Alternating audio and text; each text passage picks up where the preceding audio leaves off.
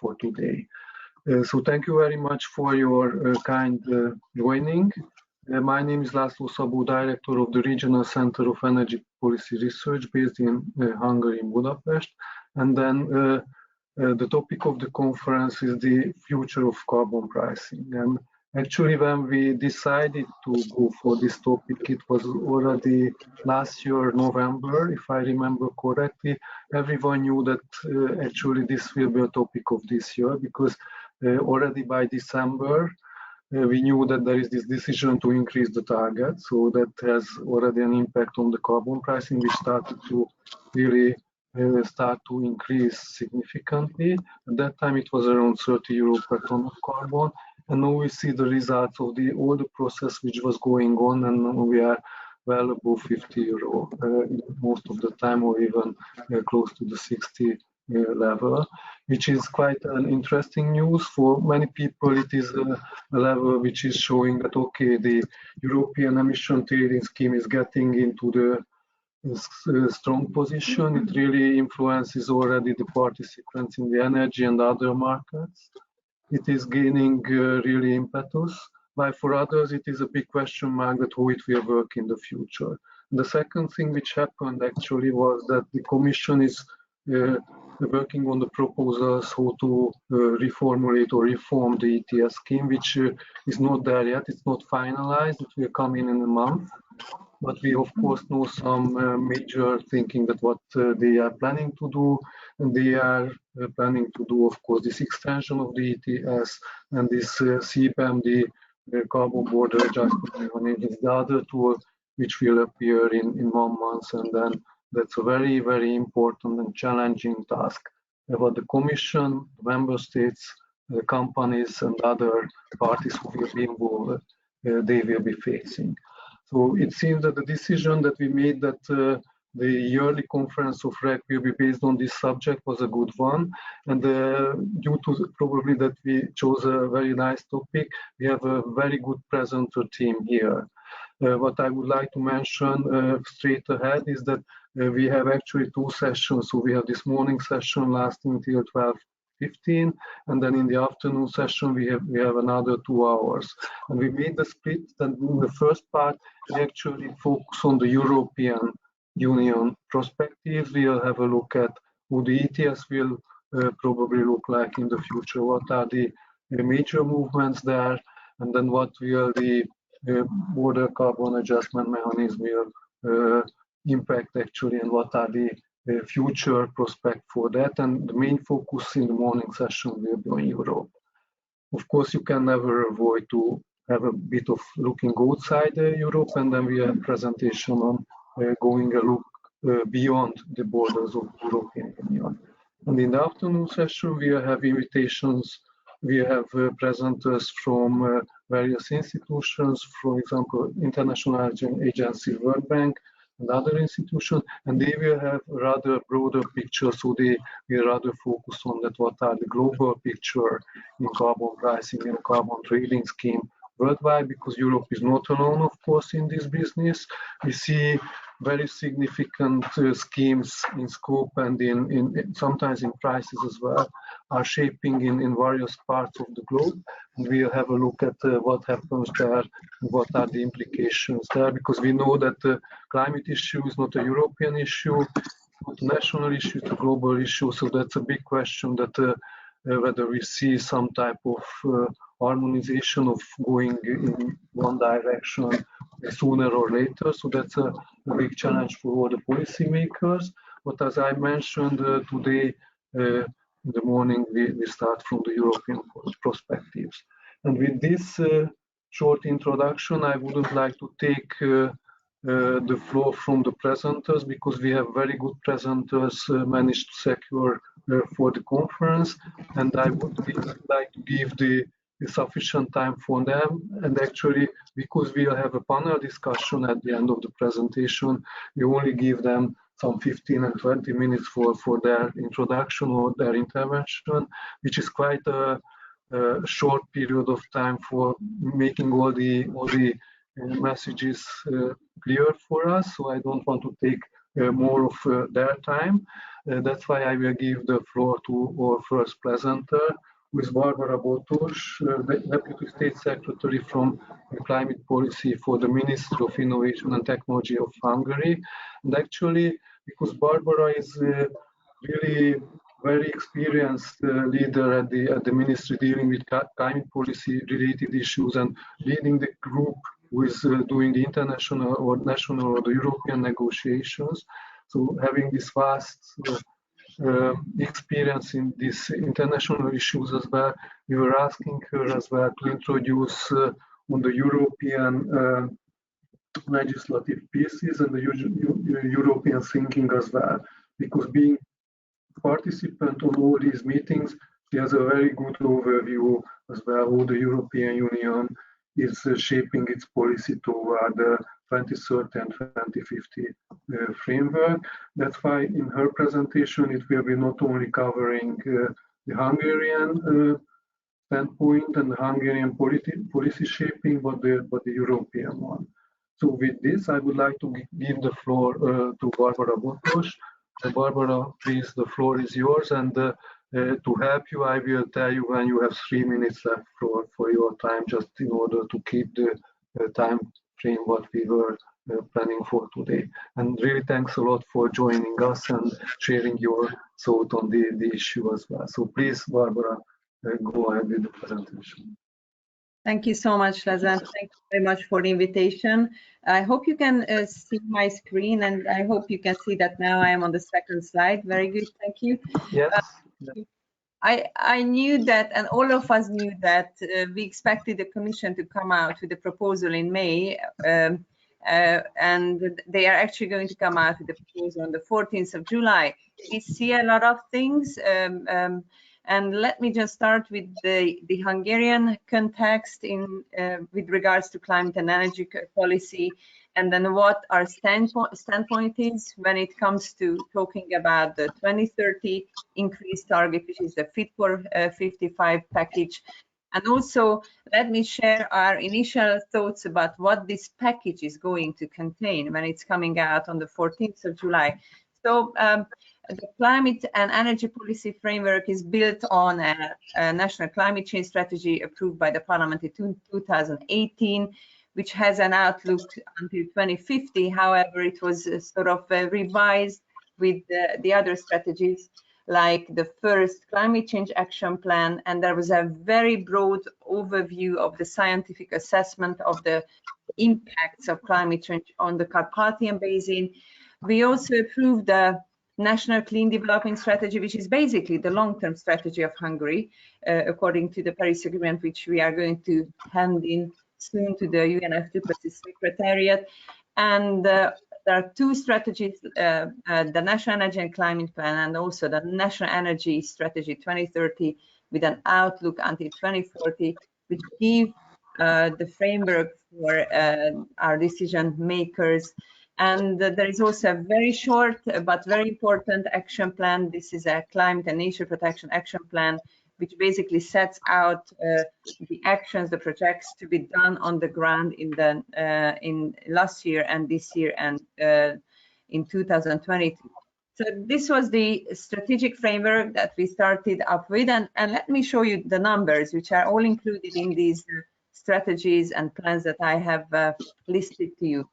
So as you can see, I'm using 2018 data because although in certain fields 2019 data are also available, but for the help of comparing data, I'm still using 2018 data. So if we have a look at the greenhouse gas emission reduction of Hungary compared to the 1990 baseline, it's minus 33%. The renewable energy increases 12.5% already. And let's move to the 2030 target.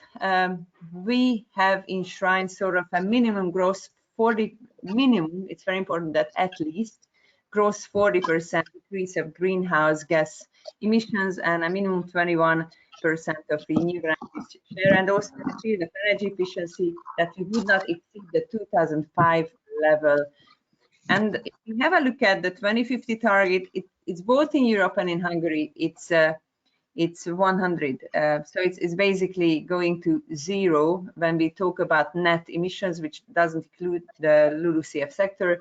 And this is for Hungary 95% if we are talking about the gross emission target. On the emission reduction target. On the right side of the slide, you can see the energy and greenhouse gas intensity of Hungary in GDP terms, how it has changed up till 2018 and what we expect for the future path. And as we usually say, this is the pincer effect, that if we have a look at the 2019 numbers, there was a 4.6% of increase of GDP, but at the same time, almost 1% decrease of greenhouse gas emissions. So it's possible to have a GDP growth which is coupled with the decrease of greenhouse gas emissions. If we have a look at where the member states of the EU are when we talk about, and UK is still included, so when we have a look at how much they decreased compared to the 1990 target, which also means that it includes also ETS and the non-ETS sector.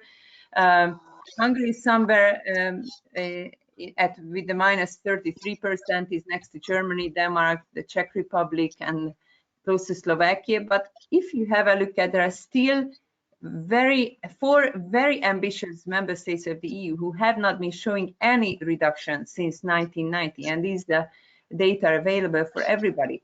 So that's why Hungary submitted a non-paper to the European Commission, which was saying that there is a very strong need for climate convergence. And by climate convergence, we mean that we think that by 2030, all member states should decrease their greenhouse gas emission by 40%. And then when we talk about the increased 55% target, we can split the rest between 40% and the net 55% target, because this is what we think about and what we call climate convergence. Unfortunately, not everybody means the same under the word convergence, but I will come back to you, back to this topic in a minute. If you have a look at the Green Deal, here you can see by black the EU numbers, what the EU achieved by 2018, like minus 25%, Hungary achieved minus 33% compared to the base year of 1990. For 2030, the Hungarian target is a gross 40%. I always emphasize this is a gross 40% because it means a net 45% at least. The EU target so far is also gross 40%, and the new EU target is the net 55%, which is approximately gross 50. So that's where we are now. So the red one is the new target, and this package is going to come out on the 14th of July. And if we have a look at the 2050 target, yes, the climate neutrality on EU level is decided. So it is in Hungary, because it's also enshrined in law. Last year, in Law 44, in June, the Hungarian Parliament voted for climate neutrality by 2050 on member state level, on Hungarian level. So let's go to the background of the European package. In December 2020, the European Council meeting decided on the gross 40% emission reduction target compared to 1990 for 2030, and to be increased to at least net 55%. Hungary was wholeheartedly supporting this initiative, and then this compromise was strengthened because the European Parliament wanted to have at least 60%, but there was a compromise this April. This is the so-called European Climate Law, and also laid down that with regards to sink capacities, a maximum amount of 225 million tons of CO2 equivalents may be taken into consideration when we talk about sink for the achievement of the above target. It doesn't mean that it cannot be more, but to achieve this target, no more than 225 million tons can be taken into consideration. And last December, the European Council conclusions provided by Council by some guidance our heads of states, our prime ministers have come back to it on the 25th of May. There was no more detailed guidance in May. And we are waiting for the full package, which will include a lot of directives, ETS, ESR, LULUCF, CBAM.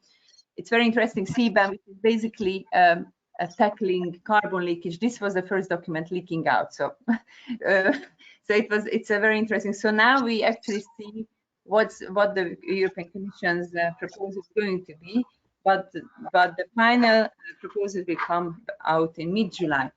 So let me just interpret the target from a Hungarian point of view. This at least 55% emission reduction target, which is a net target on the European level, would probably mean an approximate net 50.7% emission reduction ambition for Hungary. This is a gross 48.9%. And we also try to give it a financial value. So if we do nothing and we compare to the business as usual scenario, if we don't have any climate targets at all, it will cost approximately 3,000 billion HUF of additional investment. Of course, we are not starting from business as usual. We do have climate targets. And if we have a look at the current Hungarian climate objectives, which is across 40%, compared to that, an additional 1,380 billion HUF investment is needed, which is less than half of the GDP. I mean, for this target that we have today, compared to the business as usual, we need 0.42%. And from this present Hungarian climate objective target to reach the higher target, we need approximately 1,700 billion HUF, which is 0.58% of the GDP. So if we have a look at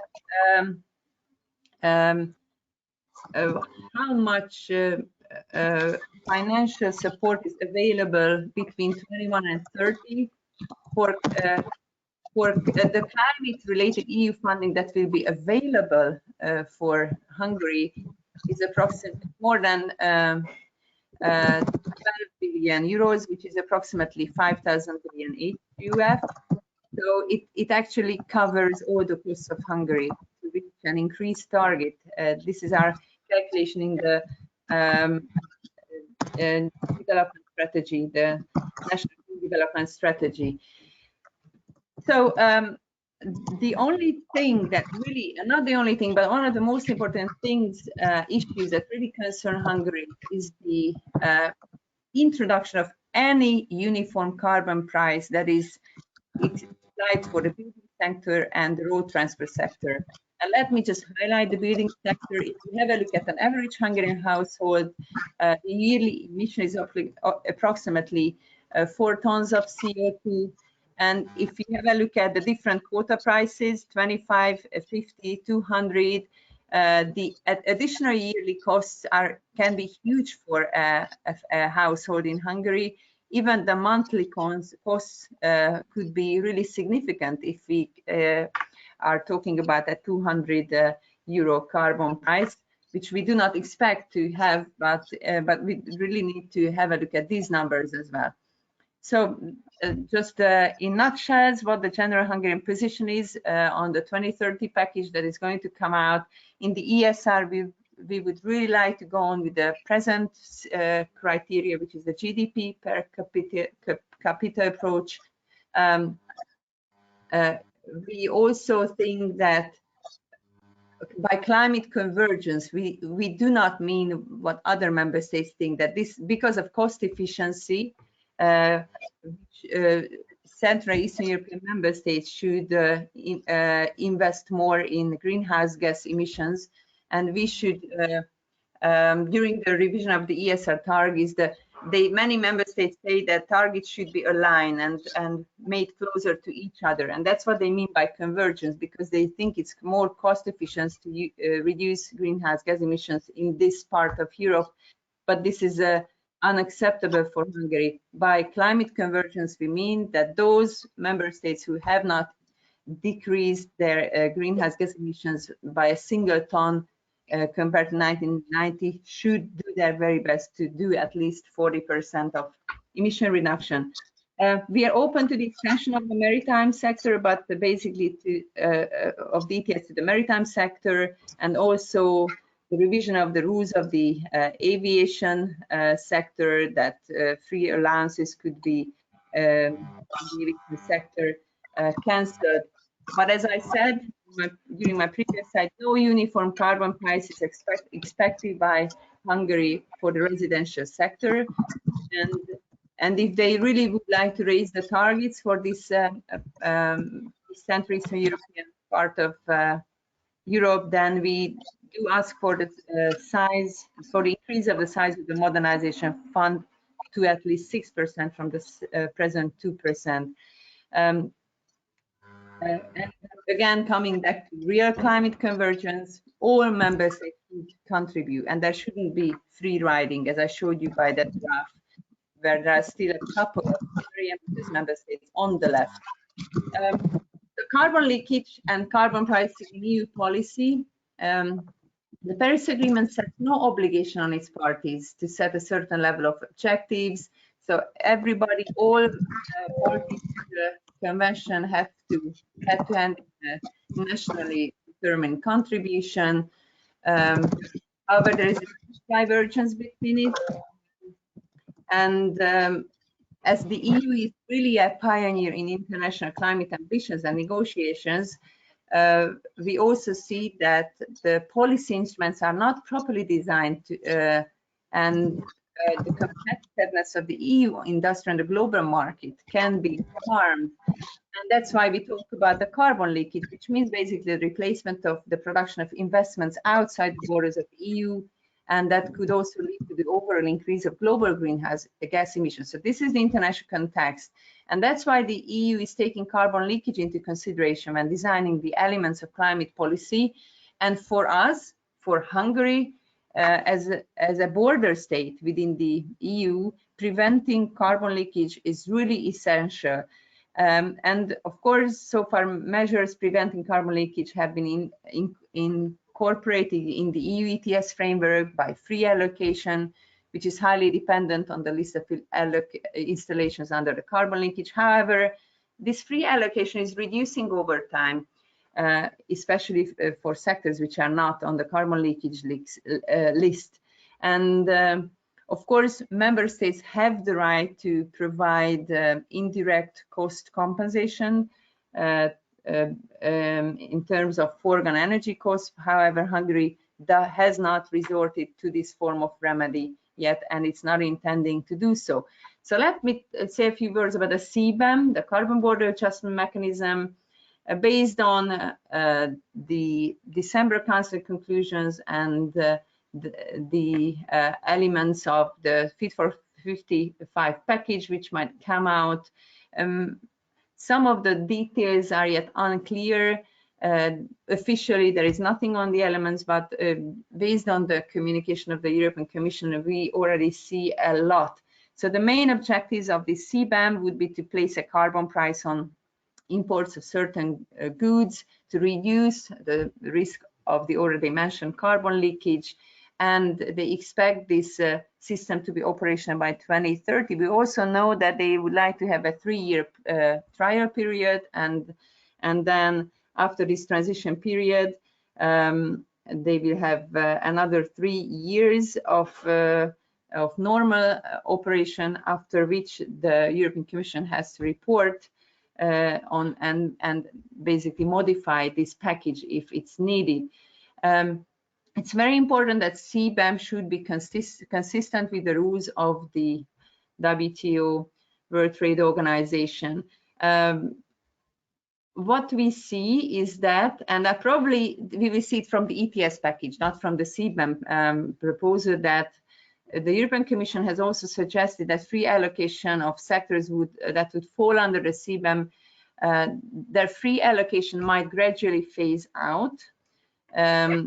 However, many stakeholders, even the European Parliament representatives, think that the CBAM alone is not sufficient to protect the EU industry from carbon leakage. As much as we know about what is going to come out on the 14th of July, they are going to keep free allocation, because in the initial communication they say that when they are calculating the embedded emission of certain imported products, then the free allocation of the same product in the EU can be subtracted from this amount, which also suggests that free allocation will stay in the system at least for some time.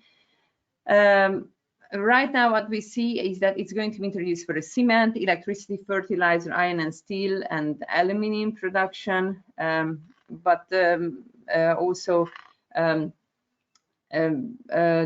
so this is what we see right now, and this could be operated, for instance, through the issuance of CBAM units, determine the proper price for them in line with the ETS quota price. Many member states say that it's very important that CBAM would be totally in line with the EU ETS. So, for example, when somebody doesn't render the units by April the 30th, then there is a fine of 100 euros. In the CBAM proposal, it's three times the price of the units, and at the same time there is a fine, a penalty, but they also need to render the units to be able to continue their operations. So this is almost the same, but there are still some tracks which are different. Maybe the ETS directive will align with the CBAM proposal. What we can also see is that the biggest supporter of CBAM in the EU is actually France. Hungary's position, as I've already said, without knowing the exact details, and we also know that even if the package is coming out on the 14th of July, it's going to change a lot during the negotiations, and we would really like to see an in-depth impact assessment. So we don't have, of course, a clear position on the system, but what we think it should be World Trade Organization compatible, non-discriminative, and all the rules should serve the target of preventing carbon leakage. And it's very important that proper methods should be found for assessing emissions generated in third countries for different products and services. We already see that Switzerland, Norway, Liechtenstein and Iceland will be exempted from the system, however, UK not, but they can count for the carbon price that they paid, and they can subtract it from the CBAM. And I think it's very important that with third countries, we wouldn't generate any customs or trade war when we introduce this system. So we need to approach this package in a very cautious manner. And the last two slides, this is basically the summary, what we see that will be addressed in the climate package that's coming out on the 14th of July. So first, the ETS, the current ETS sectors. We are looking forward to the size of the new cap, if there will be a one-off cap reduction or not. Probably the linear reduction factor will increase, and we expect around 65% target on the 2005 basis year. Probably they will have a suggestion on the revision of the market stability reserve. And as we have already talked about this, the CBAM, the future of free allocation of installations or two installations will be also addressed next to the CBAM package. The future of aviation in the ETS, I think the free allocations will be phased out in the aviation sector, and the ETS extension to maritime sector is coming for sure in the package. So this is about the current existing ETS. What can be expected when we talk about the extension of the EU ETS or other forms of carbon pricing? That guideline that the European Commission provided us with, the 7-pager, didn't provide too many details, but it seems like that something will be proposed by the Commission, that's for sure, and they will leave the current ETS sector impact, and next to it there will be one or two separate sectors, one for the building and one for the transport sectors.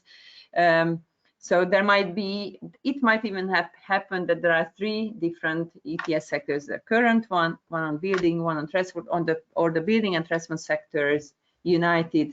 And again, the issue of carbon tax is coming out. If there will be a uniform carbon price, because the prices really differ, and the incomes of households in member states really differ. From the 7-pager, we could also read out that there might be a lower carbon price suggested for these sectors. There would be a limit on them, but this is something that we don't know yet. So I've already talked about the CBAM. So it's the question is really the format. If it's emission trading, there will be quotas or a fixed price, a tax or duty. I said that the scope is can be clearly seen, that I've listed all those sectors where we really envisage the introduction of it. I think it's very important that it would fit together with the EU ETS rules. Either the EU ETS rules will align with the CBAM package, or the CBAM package needs to be refined to be totally in harmony with the EU ETS rules. And of course, the World Trade Organization compatibility needs to be ensured. And the last 4 packages, the ESR. The question is the current scope, if it remains or not. From the 7-pager, we could read that yes, ESR will remain next to with the current scope, even if there is a separate sector, ETS sector, for the building and the transport. Especially we see, because there is no more information about the agriculture sector, if it's put together with the LULUCF sector, and there is no more communication on that anymore. The question is if it will overlap with other policies or not. And the most important for us is what the new member state targets will be. We really stick to the GDP per capita principle, and we really don't like this cost efficiency based climate convergence, because it's not what we mean by climate convergence in Hungary. But what we see is that on EU level, around 39–40% target can be expected compared to the current 30% on a 2005 basis. And if all targets were raised with the same amount, it would result in 10 to 11% higher targets for all member states. But we will see what principles they are going to use. In case of LULUCF, it might happen that an EU-wide 300 million ton CO2 sink can materialize instead of the 221 million that I've mentioned. The renewable target might be around 38.5. The energy efficiency target could be 36% on EU level. So this is what we expect according to the initial communications, according to the 7-pager, and according to all the discussions around the package that's going to come out on the 14th of July. So thank you for your attention. I hope I kept my time limit. Thank you very much, Barbara, for your really nice introduction and summary. And actually, you had a twofold challenge, because you had to cover the Hungarian standpoint as well as the European legislation and the process itself, which is quite difficult. So thanks a lot for being almost on time, and it's a very nice introduction. And I think it will give lots of food for thought for the other presenters. And our next one will be actually Peter Wyss, Senior Research Associate at the European University Institute, EU. But we were inviting Peter because he's actually one of the leaders of the European climate policy. So Peter was actually for more than 2 decades shaping this policy at the Commission at various points. He was there at the birth of the ETS as well, so shaping its form as well. And Peter was part of many cabinets. He was actually head of the cabinet of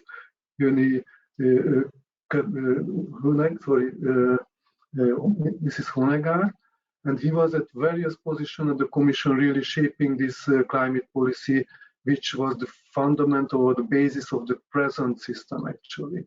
And after leaving the Commission, you are still dealing with this issue. So even as a researcher, or as you are still there, you are still following the field of European climate policy. I think you are one of the experts who is the closest to the point where the information reaches outside the Commission. So that's why you are here, and we are asking your position on the new package. I mean, we don't know yet the details, but you can tell us about that. What are the important challenges? Why are we facing all these new increased targets, the new policy instruments, and why? What are the expected benefits of all these policies? Because as you mentioned in our previous talks, that if you think it over, I mean, the increase of 40 to 55% alone is a huge challenge. I mean, you really have to think it over, that this is not 1-2% increase. This means a really huge change in the approach which we need to take. And then maybe, Peter, what you can do is that you can still elaborate that, okay, what are the right tools to achieve these targets, and why these targets are important for us, even for countries like Hungary, because we learned that for some countries it's really, we wouldn't say that it's only challenging, but it will be really need significant effort and maybe painful for some groups of people in the country. So that's a key challenge for the countries as well, like in Hungary. So Peter, with this I would like to give the floor for your speech, please. Thank you, László. I don't have any slides. Thank you, Barbara, too, for that presentation. Really interesting. I might say at the very beginning, I was in the Commission for 30 years, but I haven't been in it for 18 months, and I don't know what they're going to do. You know, I'm going to guess. So everything I share with you by way of thoughts is a bit what I can glean from the information. And quite honestly, I haven't seen the 7-pager that Barbara was referring to. I wish I had, but I think that was a document prepared, I suppose, for the European Council discussion a couple of weeks ago. But indeed, from what she said, much of this information has already been said by the Commission in previous communications. So let me say that about 10 years ago, we were discussing the 40% reduction target in 2030. And I remember the negotiations around that and how ambitious we thought that was. So I will say that I am of the view that a 55% reduction target by 2030 is very, very much a stepping up of ambition. With all the implications of that, we will need to reopen all the policies that had already been revised to reach the minus 40% target, but they need to be now strengthened so as to be more ambitious and reach 55% reduction target. That's unprecedented that we have gone back and revised a target for the same period. My instinct would perhaps have been to try to set a target for 2035 or perhaps 2040, but in line with what the net zero in 2050 implies, but it would at least give us, it wouldn't entail this reopening of legislation that will take a couple of years at the minimum to agree. So we'll be 2023, 2024 before these laws are being transposed and before, in effect, the requirements change. And that leaves us only 6 years or so to meet this 2030 target. Anyway, I want to talk mainly about the ETS, if I may, but I want to start just saying the climate law is a big deal. I think you will hear, assuming that this climate law is now agreed as is planned by the 3 institutions, there will be much complaining in the months ahead about how ambitious the ETS is going to be made, how much the effort sharing regulations targets will be increased, what the LULUCF sector has to do more than it already is required to do. And people will be saying, oh, but this is impossible. And the Commission and the other institutions will repeatedly say, we're obliged to because of the climate law. And I think it is important. Never before have the targets themselves been embodied explicitly in a European instrument of law. We've previously used European Council conclusions, which of course don't amount to law.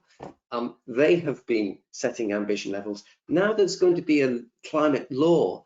I suspect we will see litigation from NGOs campaigning, for more ambition or for the respecting of that law. I think it's going to have implications. Anyway, the first one, and one I will talk about more, is the ETS. That will have to be made more stringent in order for the reduction of emissions to be in line with what's cost effective. And as Barbara suggests, the percentage I've seen as well is minus 65% emissions from the ETS sectors compared to their level in 2005. That's a big stepping up of what they're required to do at the moment. So in effect, what will be done is that the cap will have to be tightened in order to reflect that higher ambition. We're going from 43% reduction by the ETS sectors in 2030 to perhaps 65%, which is a 22% reduction, a further reduction. So it's going to hurt like hell, I suspect. And it means the total allocation under the ETS will be reduced, in my estimates, by about half. And this is what is deemed necessary to get to our net minus 55% in the economy as a whole. So we can talk about free allocation or auctioning and the share of both of those and how much they continue, how much free allocation continues. But what will happen is that if the total issuance of allowances is reduced by half, then the share of free allocation, even if it stays at the 43% it's got today, out of all that is allocated, it will be the pie will have shrunk. The total quantity of allowances will have shrunk, and that share of free allocation will have become a much smaller slice of the cake than previously. So it's going to hurt even the industry sectors that get free allocation. But of course, that's what it's designed to do, because industry will be doing the number crunching and say, look, the price is 50 euros today. By the end of this decade, it might have increased further. That's going to impose a cost on me.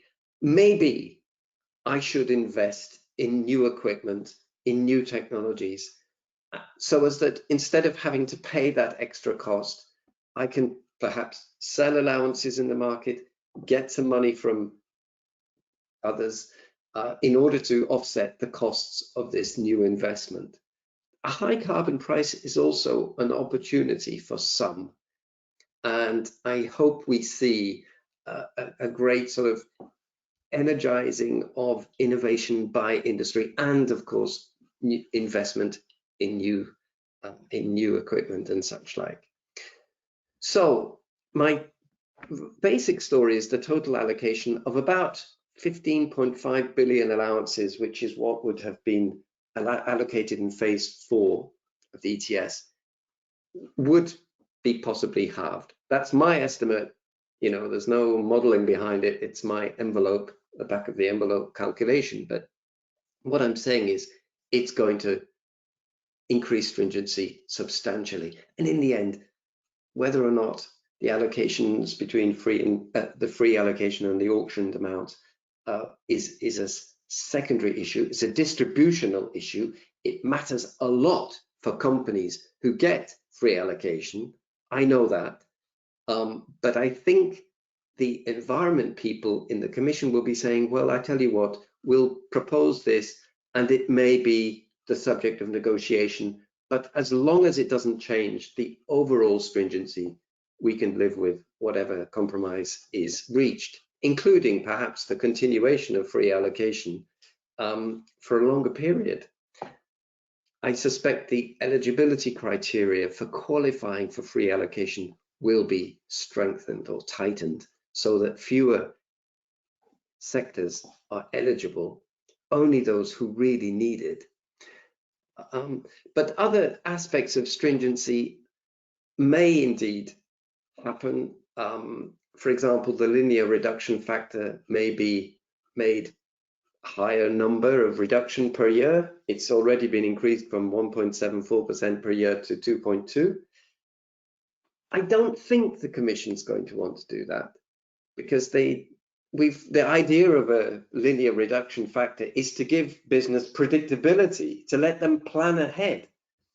So I suspect that they might want there to be a rebasing of the linear reduction factor rather than an increase in its reduction per year. Because if you keep changing the linear reduction factor, you'll keep moving the goalposts for industry. And I think the whole purpose of this instrument is to give industry a clear perspective of stringency over time and let them get on with choosing what investments to make and how quickly they make that transition. The MSR will also be revisited, and I suspect that might be used a little bit in order for the rebasing to happen, in that I suspect the feed-in rate, which is higher until 2023, I think it might be extended, the higher feed-in rate. And my feeling is it needs to be made a little bit more responsive in quicker time. You know, it's a rather slow mechanism to start having effect. And we've seen a very substantial increase in price in a small period of time recently, which some people have been saying, uh-oh, this is going to require intervention in the market. I don't think that would be a good thing, but I do think if the MSR was a little bit more responsive in time, that would be an improvement, a safeguard, if you like. I would also love to see the Innovation Fund expanded, because I do think there's a lot of good innovation in industry and the energy sector. So the expansion of that fund and the modernization fund, just to address Barbara's question of equity. Yes, the instruments are there. They need to be expanded because there are issues of fairness. And GDP per capita is designed explicitly to address fairness, and has been used repeatedly in the past, not just in the context of emissions trading, but also for the renewable energy targets that I was involved in setting some years ago in the energy sector. So that's, in terms of stringency, the ETS is going to feel very different if it's changed in this way. Secondly, it's going to feel different because more sectors are going to be brought in. I'm pretty confident the maritime sector, the shipping sector, will be brought into the main ETS. Which is quite an ambitious step, because there is a large number of shipping operators who will be brought in terms of numbers of entities regulated. There will be a substantive increase. But the critical sectors are households and buildings and transport. That's what it's called, buildings and transport. But actually, it's going to be the bringing in of fuels to those sectors, supplied to the sectors. And you must remember that household electricity and electric vehicles are already covered by the emissions trading system, because they use electricity that's covered now and the costs are passed through. So what the Commission is saying is, well, look, if electricity is already covered by the ETS and the low carbon economy will be more electrified, we should put the other fuels, natural gas, heating oil, solid fuels, in there as well. And that's their logic. And I do think that there will be a different design of ETS.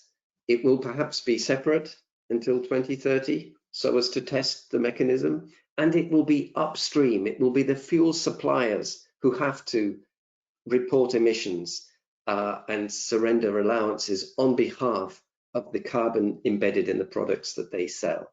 It won't be households. It's obviously not going to be transport users.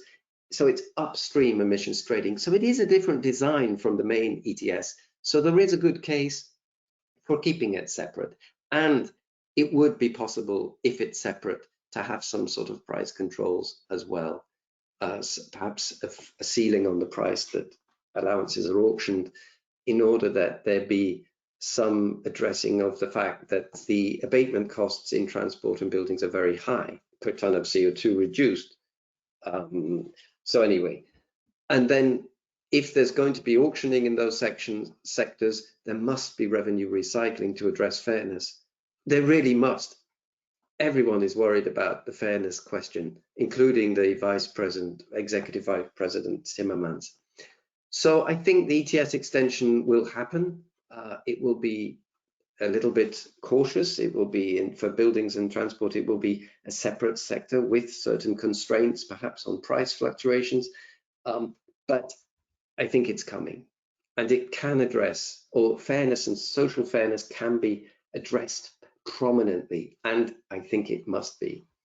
Finally, I've got a minute left on CBAM. We've perhaps seen the leak, or many people have seen the leak draft of what the Commission proposes. I think it is the beginning of a new innovative approach by the Commission that will take time to develop. It's going to be difficult to negotiate. There will be a lot of turbulence around it, but it's coherent, because Europe can't pretend that in 2050 it's net zero, climate neutral, if at that time we are still importing products that have got a lot of carbon embedded in them. It will look hypocritical if we say, oh, we're clean, oh, but we'll buy that steel from China or wherever, and we'll disregard the fact that it's produced by coal-fired power stations. You know, we can't do that. That's incoherent. So I think there is, if you like, a good case for coherence in having a CBAM. However, this particular proposal is being rather rushed. Just recalling, ETS was developed over a period of about 3 years. We had a green paper in 2000. There were consultations with the European Climate Change Programme that took a couple of years as well. And then a proposal was made, and it was adopted actually relatively quickly. I think because we had taken time to prepare the ground. And then, of course, the instrument has been improved over time. I think the CBAM will take longer to agree, but technically it can be done, and it will be improved over time. So we're at the beginning, I think, of a major overhaul of climate legislation at EU level, and I watch with anticipation and excitement, but I think we can do this. Thank you very much, László, and I look forward to the panel discussion. No, actually, I would like to thank you, Peter, for this excellent presentation, speech, actually. So you can do it without slides, so that's really interesting, and you kept the time limit as well, and then you really covered these 3 areas, which I think are key to understanding the motivation behind all these new instruments and proposals what we see from the Commission side. So really thank you very much, and I'm looking forward to the panel discussion as well. And with this, I would turn to our third presenter, who will be Michael Grubb, who is Professor of Energy and Climate Change at the University College London. And I think with his presentation, we gain not only an academic insight, but an expert insight to the whole market as well, because Michael is actually not only an academic who is working for universities and other institutions, but he was a regulator as well. So you were working for the regulator, for the British, so you were working for Ofgem for quite many years, starting from sustainable issues, but at the end you arrived to quite detailed energy market regulation as well. So you know really much the details, how the sector itself is regulated, what are the really gritty details of these things. So that's a really good additional insights which you can put into this stream of presentation. And I think the additional important aspects which you will add, that being part of the UK and being not part of the EU, you might have a bit different view on what is going on in the European Union, and your UK experience might help us to understand better how your system works, because you have a bit separated system for the emission trading as well. That would be interesting to know a bit more, and what you have promised as well, and I saw your slide, you will bring us some outside European examples as well, how these things work in other countries as well. So with this short introduction, Michael, I would like to leave the floor to you. So let's hope that we can see, yeah, we can already see your screen. Maybe if you can switch on the camera as well, that would be nice, but we see actually the slide. Yes, Michael? Can you hear me? I hear you, but with a bit of noise. I've got a slight noise on my computer. That's You may have to live with that. You can hear me clearly. At the moment we hear you, so let's try in this way. Okay. And can you see my presentation slides? Yes, we see it. We see it in full screen mode, so it's okay. Okay, great. Thank you. So thank you very much for the invitation. And I should say that I was a little wary because it's a while since I've worked on carbon pricing directly, and I'm not close to the EU process, although I try and watch it with interest. What I thought I would try and do is to offer some thoughts on some of the bigger picture issues as I see around carbon pricing and the potential expansion of its scope in the broad sense. I'll say a few words about basic trends, but I'll be really quick about those because they're just really setting a broad context. And when I thought about it, I thought it's useful to actually then lay down what seemed to me some of the principles to think about with respect to carbon pricing. And then I'll use some examples to illustrate each of those. And then quickly draw conclusions covering what I see as the broad title of the seminar and questions posed. So, like I say, a couple of slides with lots of data I won't spend time on. This one from the World Bank State and Trends really just shows we've had some elements of carbon pricing for 30 years. It only became significant in global coverage with the introduction of the EU ETS, and it has been expanding.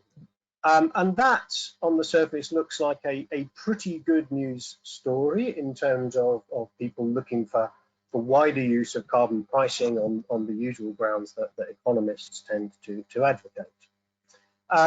So definitely progress. It's still, not a quarter of global emissions, but depends a bit where the Chinese system goes next, which appears to be a sort of continually moving goal, but slowly coming into operation. But then, of course, there's a rather major caveat, which is if you look across all of those schemes, the prices are very varied, and in most markets, they are quite a lot lower than probably most economics now would advise in terms of the severity of the climate change problem, and certainly in terms of what would be required or associated with effective delivery of the Paris goals. Again, I won't dwell on the details, people can look later. My essential point is, once upon a time, there was a vision of big global linked common carbon pricing system. And I think that the reality has been very different. It's a slow evolution, occasional lurches when major regions take this on, and very diverse in terms of price and design. And I think that simply reflects reality.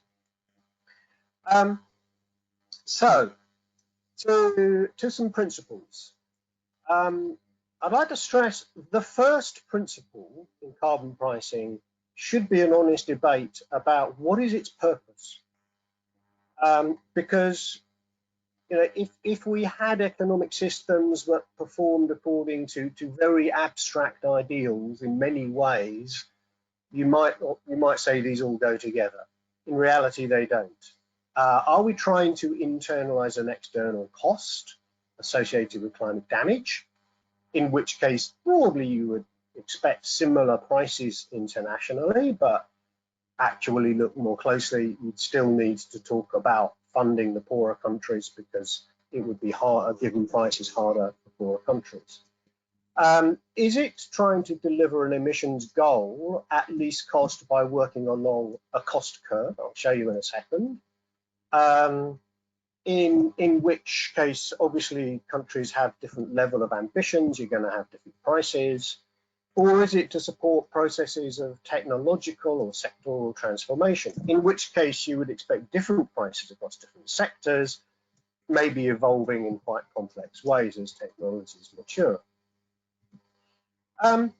Now, I pose that question. The first thing to say is most emissions trading systems so far have focused on the power sector and some industry. And I will touch on the Korean system at the end. This chart is just to set our context in the EU projections by also showing, yep, the power sector is really important, but that is the one that, if you like, has the strongest instruments and probably strongest response and most options developed so far. All other sectors have to start getting involved and really quite rapidly increasing paces to the 55 goal, and certainly, of course, beyond that. So the question naturally arises, should one extend emissions trading into transport, buildings, and some of the bits of industry that are not covered under the ETS? Well, before you do that, we need to think about a lot of other principles. One is that the distribution matters, and that is because a carbon price, of course, can raise a lot of revenues. A big issue is what happens to those revenues. Do they go into general public revenue? Are they used to redistribute in some way, normally to try and address equity concerns? Do they go to other purposes? So we for example, see the EU set aside. And I'll touch briefly on heating. What is the baseline level? We tend not to think about this so much, and I won't go into the details. I'll simply illustrate the key issue with respect to transport. Another one is the fact that, particularly when we think of international comparison, we tend to think about the price. If the price is similar, we think, okay, similar effort, more comparable, probably don't have a competitiveness problem, and I want to show that the reality is a long way from that with respect to Korea. And finally, I'll touch upon an aspect of the UK example. No, it's not particularly typical. Okay, a quick word first about buildings set against this chart, which is a fairly classic, for those familiar, marginal cost curve. It basically shows the rising cost of deeper emission reductions. And I chose this, it's a German chart. At the bottom, it shows coverage in existing ETS. Probably the most significant sector, even in Germany, that is relatively low cost but not covered is the building sector, that's the blue. Plus there are some bits of industry not covered. Now, I don't want to get stuck into details, but one might then think, so that you'll note transport is off to the right of this estimate in terms of costs. One might think that would be then the natural place to look for extension of an emissions trading system, partly because it looks like there's cost-effective, relatively, options, and also because of concerns about distortions.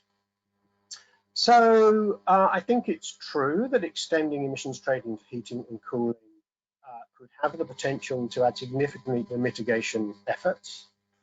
And probably many countries actually have a rather larger building emissions than the German example on that chart. That's certainly true in Britain, I suspect in a lot of Eastern Europe as well. Oh, sorry, that was not intended. A big advantage is, and also I think generally building fuels are not very heavily taxed so far, so a carbon price, should be a significant change. Of course, that's for good and for bad. One good side of it is would reduce or remove major sectoral distortions. So there is a risk at the moment that we're driving up costs of electricity, which is supposed to then be the cleanest fuel, but actually what we're doing downstream is creating incentives to avoid electricity because it's got more expensive if we haven't done something about other fuels. But doing something about other ways of heating will require very close attention to distributional impact, particularly on the fuel poor and in Eastern Europe, as the minister already flagged. And I looked at data, and it is quite shocking, the disparity in how much more of their income some of Eastern European households have to pay for heating their homes. So there's a big issue there. And I didn't know, but I understand the position of the Hungarian government about this, because something serious would need to be done to address those equity distributional concerns. If one did go ahead, I think it would perhaps have the advantage of forcing public authorities and perhaps at a European level to look at what are some of the major problems in the building sector, because to be honest, a lot of them are not going to be fixed by price alone. Tenant landlord is just one example. But the key thing would then be what happens to the revenues. And I think this is an area where complementary measures would be essential. In Britain, we have winter fuel payments. One could have publicly led building refurbishment. Looking to the future, one needs investment potentially in gas infrastructure if it is to carry lower carbon molecules. Let me just put it that way. So I think those are really central things before one can seriously talk about extending ETS to heating and cooling. But it does have a clear, in principle, economic logic. I won't dwell in detail, but just to make those points.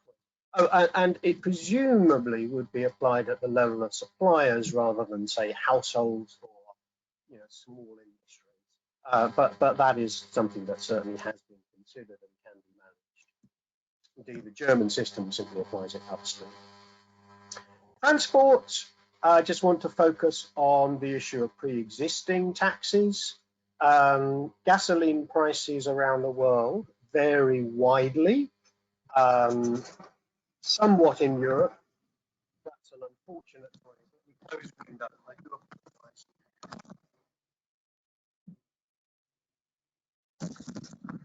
apologize. I will move to a quieter room. Michael, we don't hear you now. Can you come closer to the microphone? Sorry, I just stopped outside. Yeah. Right, sorry, that was unexpected. Can you still hear me now? We hear you, yes. Okay, great. So this is just making the point, the actual price of transport varies enormously, and even the German carbon price would make a relatively limited difference to the incentive in transport. So one simply needs to say, okay, so are you clear why you're doing it and what you expect to achieve? And has one thought about the potential, particularly if you were looking internationally, that some countries would simply relabel existing taxes and call them carbon prices, in which they would suddenly be saying they had incredibly high carbon prices. So there is a real issue about the actual additionality of just extending a carbon price, and that's before one gets to the questions of exactly where in the chain would it be applied. So that's just important, and the purpose really is trying to drive a transformation towards zero carbon transport, where a lot of the obstacles are still to do with the performance and the price of electric vehicles. So again, ETS wouldn't necessarily really drive the changes that one is seeking.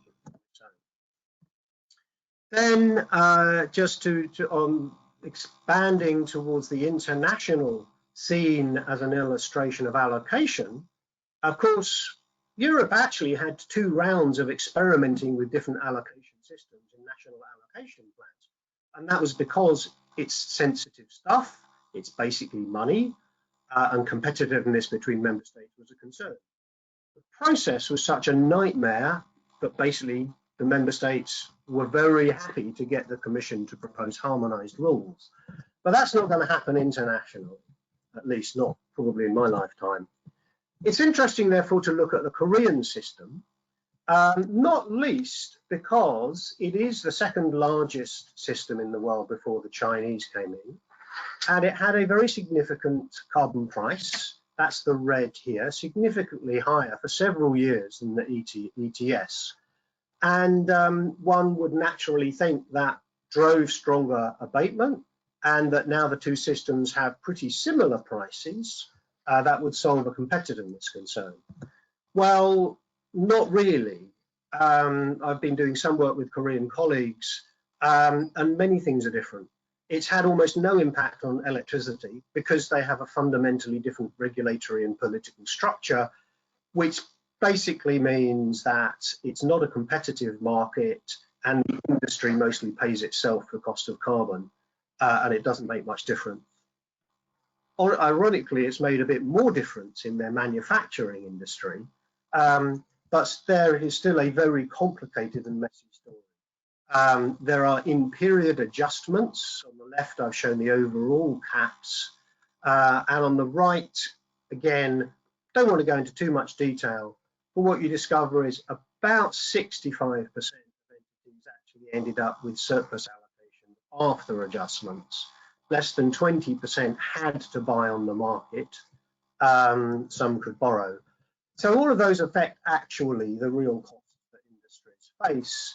Another aspect of this work was actually often the industries don't behave in quite the way economists expect and try and equalize marginal costs.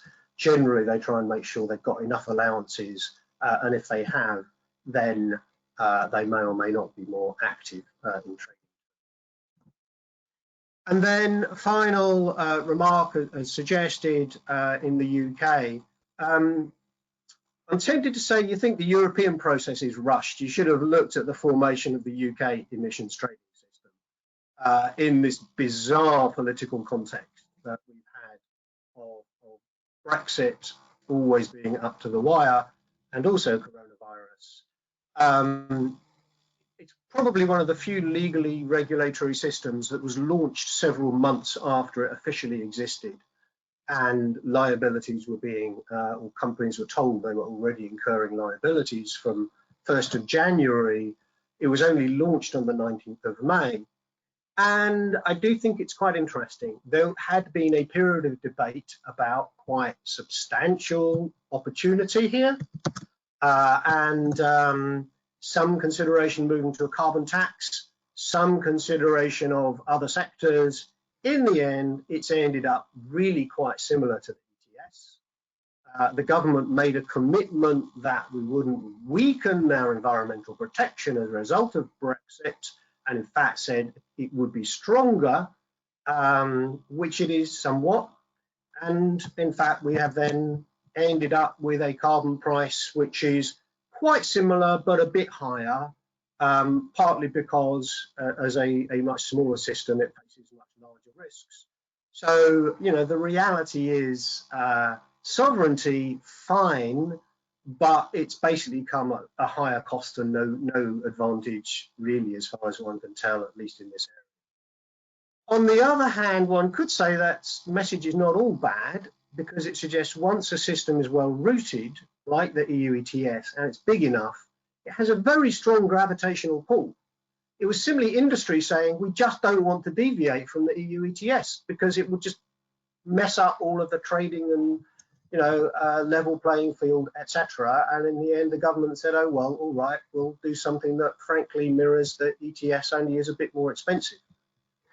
So that's a slightly cruel summary, but that appears to be where we are. And there are still details that I haven't got in my head. Final slide, some general conclusions about the future of carbon pricing. Can I draw ready? Well, yes, it is not going to be a clean top-down system with harmonized price. It is going to be messy, and get used to it.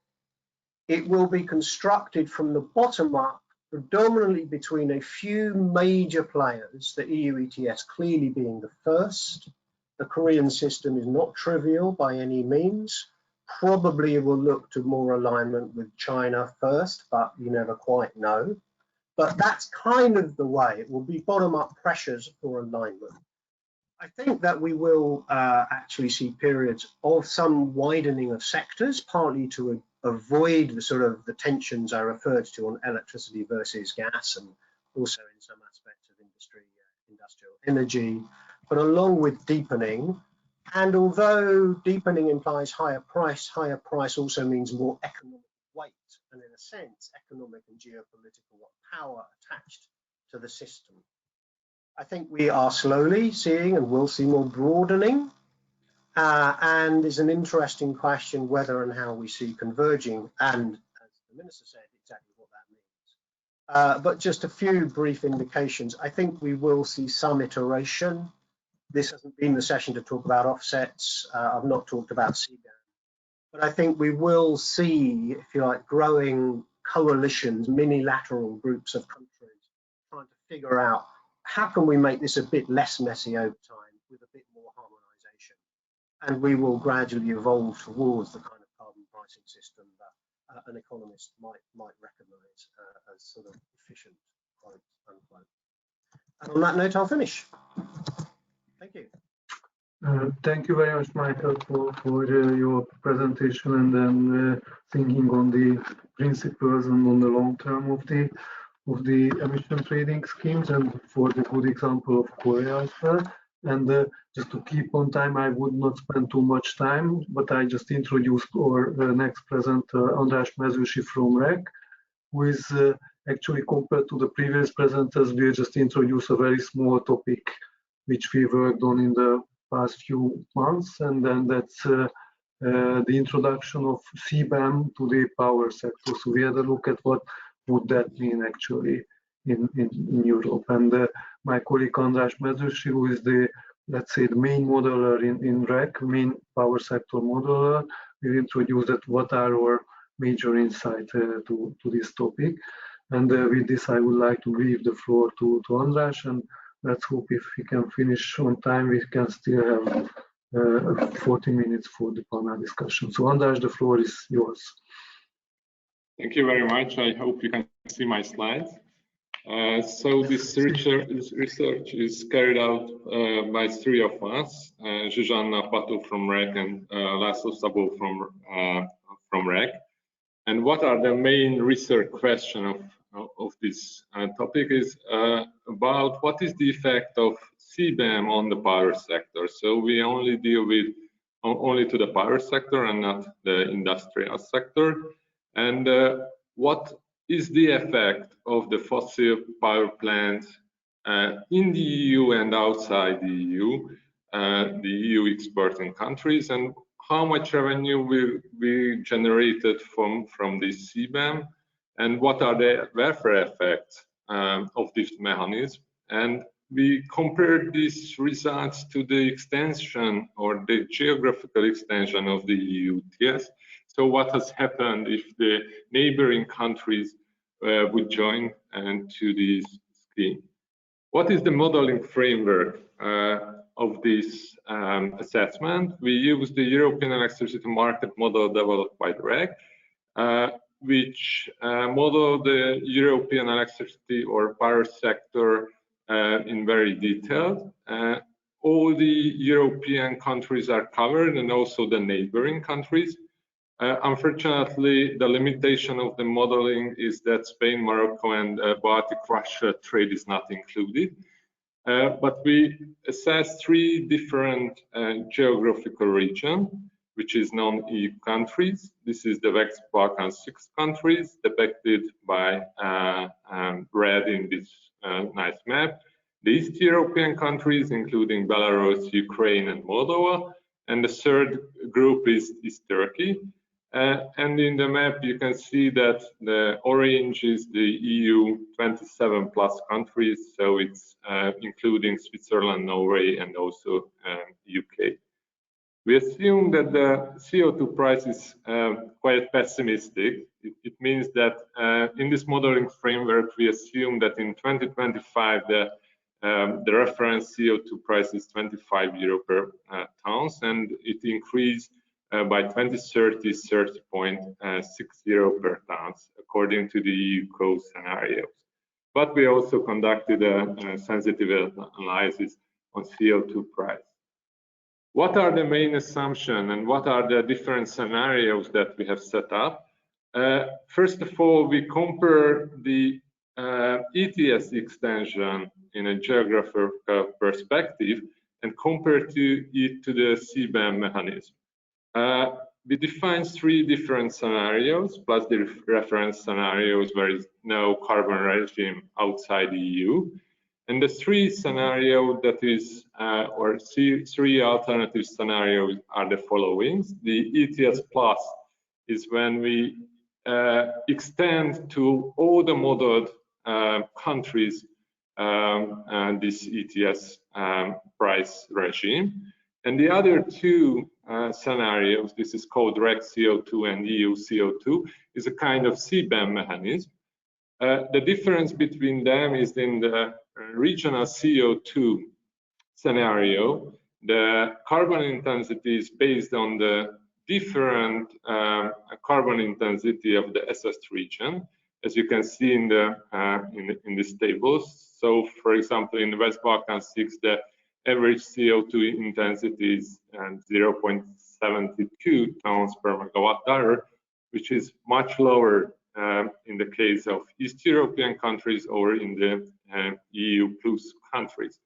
And in the EU CO2 scenarios, we assume that the carbon border adjustment mechanism is based on the EU plus average carbon intensity, which is slightly lower compared to the other regions.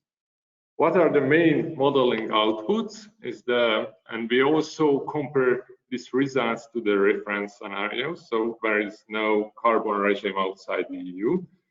This is the CO2 emission, what is the electricity generation mix, what is the welfare effect of the different stakeholders, including the consumer and the producer also, and we also determine the congestion rate changes in the different borders. And what is the weighted average wholesale price in the different regions? And what is the CBAM or the ETS revenue if we introduce these carbon schemes? So let's start with the impact on the CO2 emissions. You can see the results for 2025 and also for 2030. And which is very interesting, and starting with the ETS sector, we saw a very high decrease in the aggregated CO2 emissions, depicted by these black boxes. It means that in 2025, the decrease of CO2 emission is around 15 million tons, and in 2030, due to the higher CO2 prices, it increased around 40 million tons, which is quite a significant amount. If we compare to the, for example, the total GHG emission is quite the same. You can see that in some region, the CO2 emissions increase due to the geographical extension of the ETS, especially within the EU. And in the other group of countries, the CO2 decreased significantly. If we look at the different type of CBAM regimes, so this REKK CO2 and EU CO2 scenarios, we saw that the aggregated CO2 emission increases a little bit, both in 2025 and 2030. And this is because within the EU, the emission increases higher compared to the decrease in the West Balkan 6 in East European countries and Turkey. That's why the total emission, if we include not only the EU, but the neighboring countries also, the emission increases in this CBAM mechanism. Why it has happened? What is behind this assumption of the results? If we see the impact on the electricity mix, we see that ETS has a much higher effect on the electricity mix.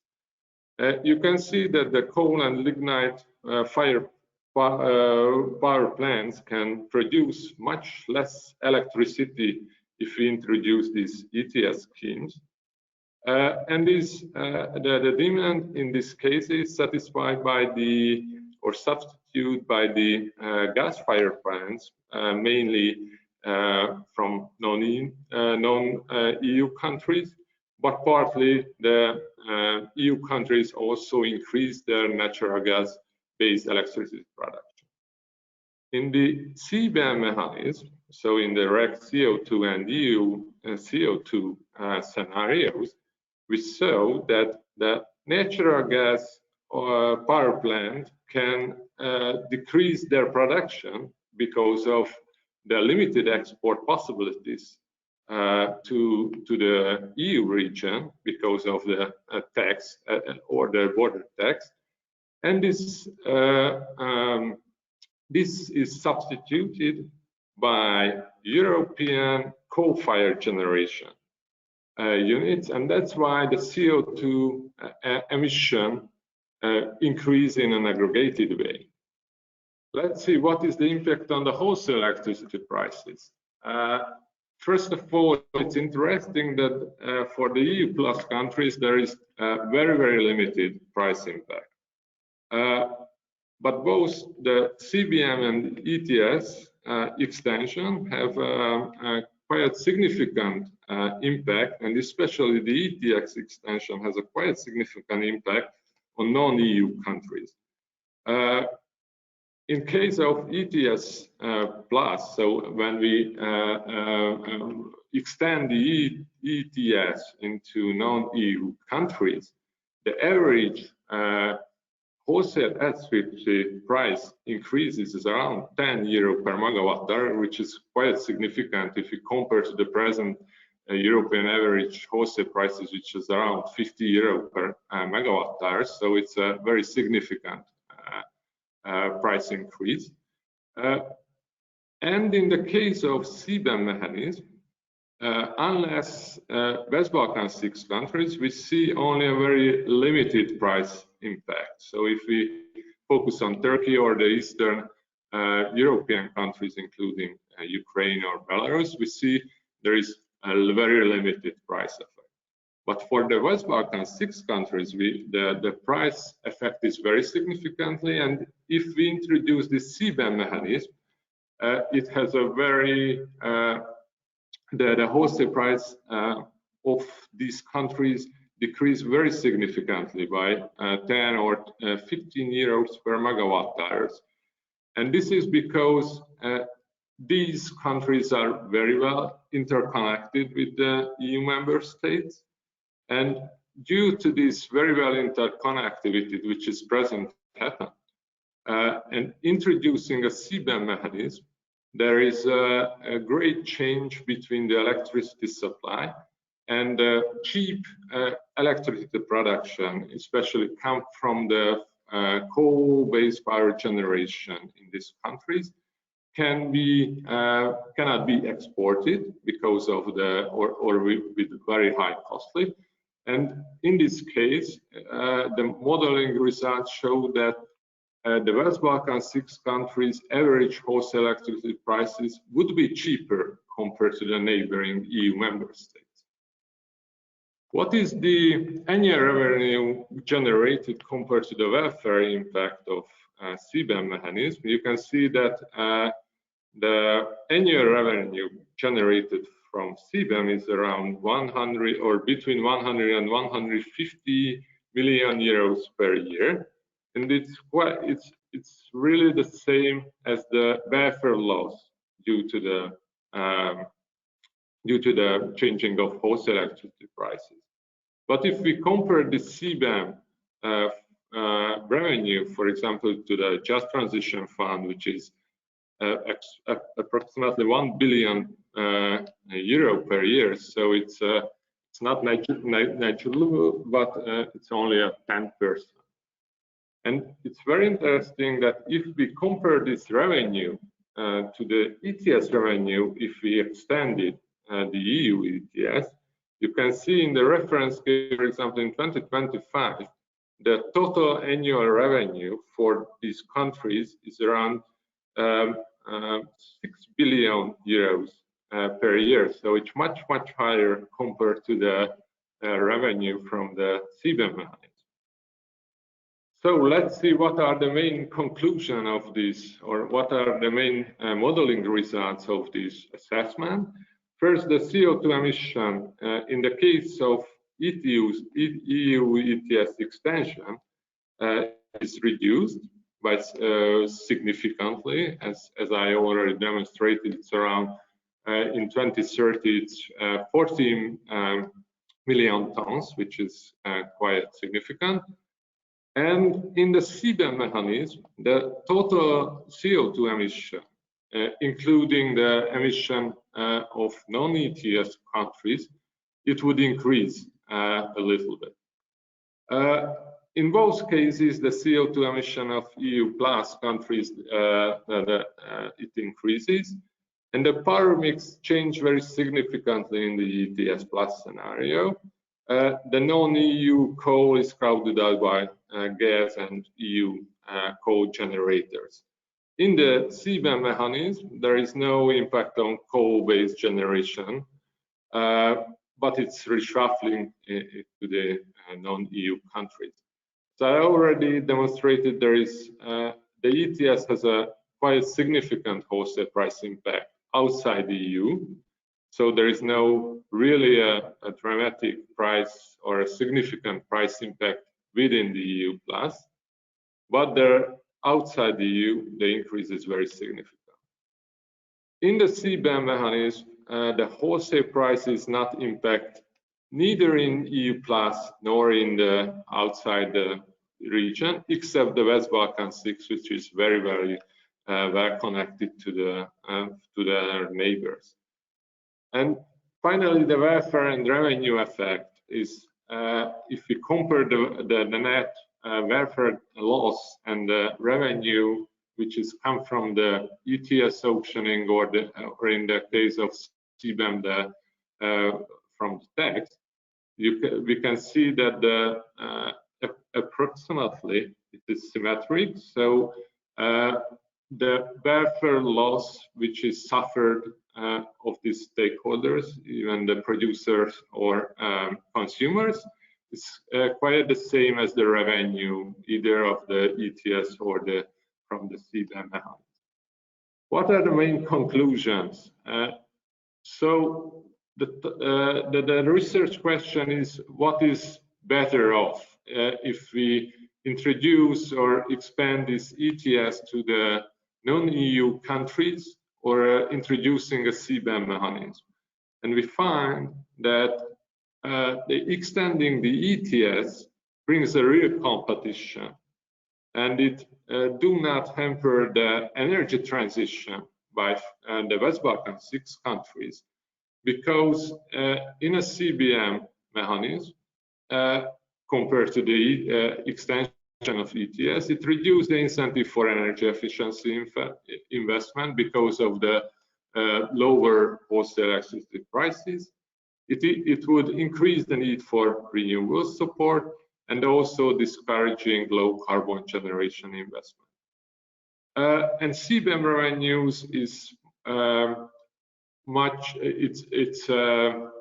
smaller compared to the ETS revenue if we sell it in an auction way, and it's a lower funding for the energy transition. And finally, there are several non-EU countries, including Ukraine or Montenegro, which has already planned or already introduced such a carbon regime, and it's an inferior to an extended EU ETS. So that's what I would like to say, and thank you for your attention.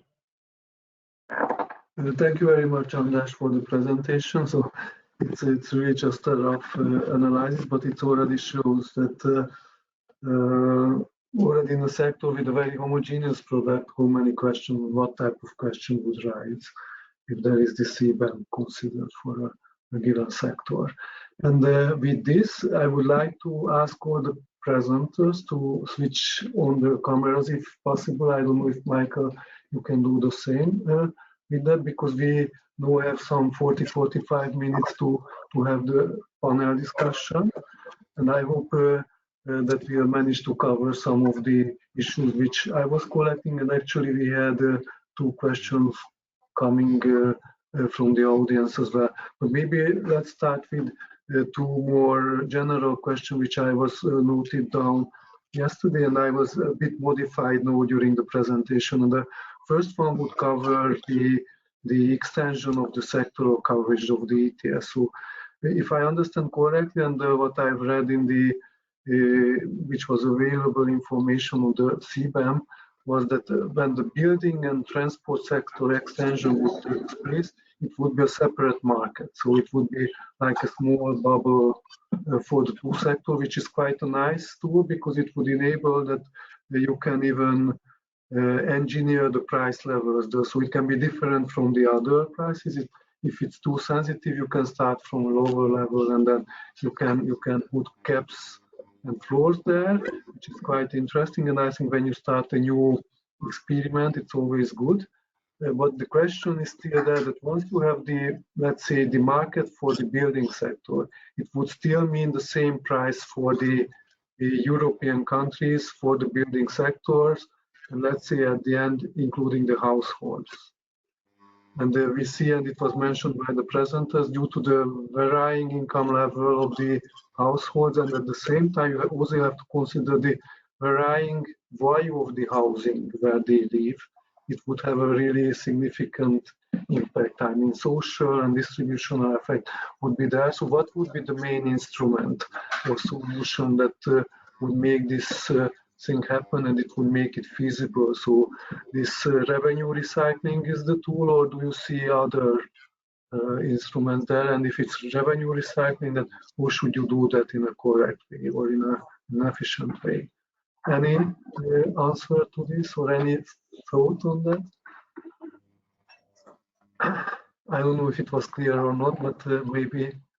Yes, Peter, I see you. Okay, I was waiting. I didn't want to push in.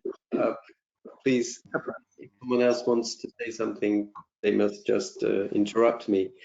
You're right that if the building sector is brought into the ETS, there will be a European price within that system if it be separate. So you're absolutely right. A German household will have the same cost increase as a Bulgarian household with very different levels of wealth. However, for me, so you've got to accept it's regressive. And I think people will do. And what needs to be done is a redistribution of those auction revenues. If you know, and many of our participants will also know, that the auctioning revenues at the moment are redistributed in favor of the Central and Eastern European countries. So there is a redistribution template such that a German company that buys in an auction provides revenue to the auctioning platform that is redistributed to outside Germany. So that the precedent exists for there to be a redistribution. Then, of course, it is for national governments to ensure that the help goes to the social groups that are most vulnerable, because there are ways of redistribution which are not very sophisticated. And the UK's example of a winter fuel allowance for old people is given the same amount of money as given to the richest man in Europe, in Britain, and the poorest, which is wasteful and not necessary. So it's for the national governments to target the beneficiaries who really need that help. And there's no question, there needs to be this kind of redistribution, or this will result in political turmoil, I fear. Thank you. Thank you very much, Peter. Any additional thought on it, Michael or Barbara?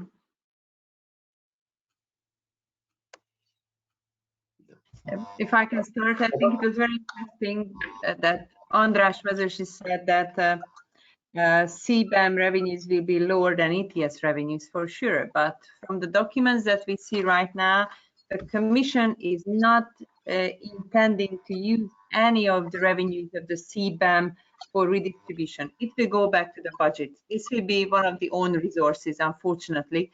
So they are not going to support any green investment from CBAM revenues. The only thing that they are going to cover from it is the maintenance of the CBAM authority, because everybody who's doing import goods from outside of the EU has to register at the CBAM authority, and they have to go through this registration process, and there will be rules applying to them. So it will be basically administrative costs, and it's in line with what came out from the European Commission last June, that this is the own resource recommendation, that that this is going to support own resources of the EU budget.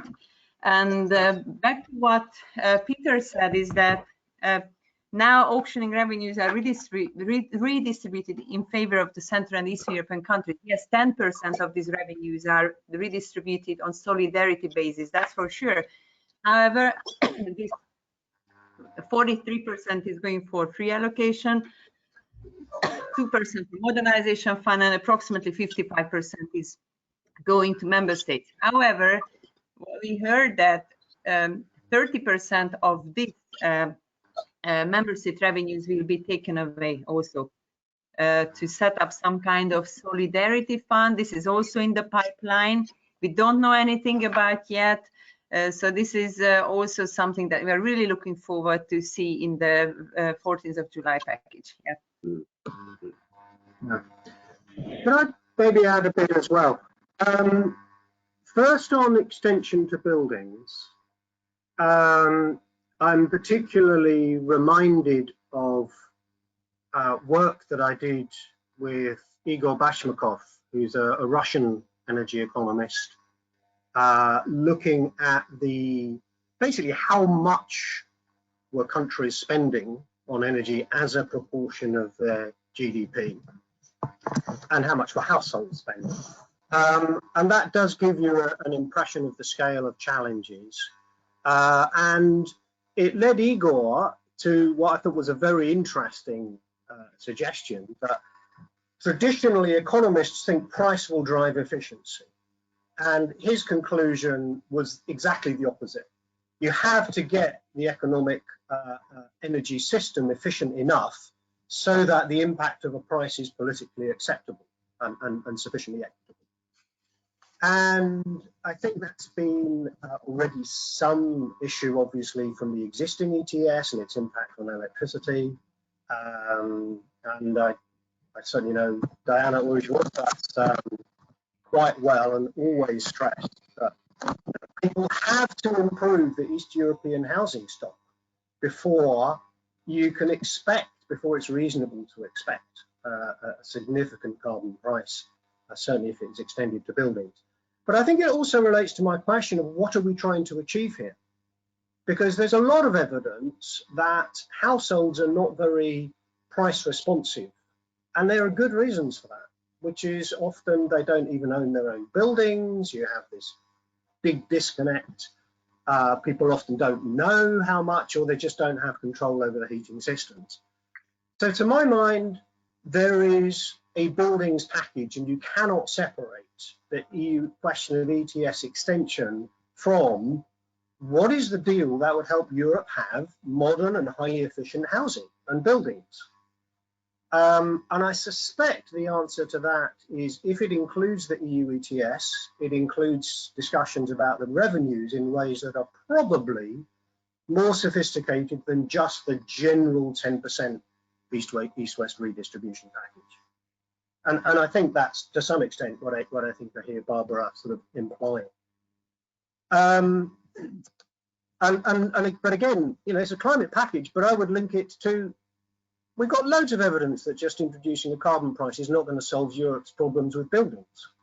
There's lots of other stuff that would need to be done. So let's talk about the package and then talk about the potential role of carbon pricing and its revenues within that package of what we're trying to achieve in the building sector. Then just finally on CBAM, where I look at it from an international perspective. I mean, Peter's sort of still got the scars from the aviation disputes. And I think just last week we saw in Subster the first reactions internationally to Europe's proposals. In the IPCC, where I'm a lead author, you know, yes, it's researchers, but the researchers from developing countries are deeply concerned about the equity dimensions, as they perceive it, of Europe's CBAM proposals.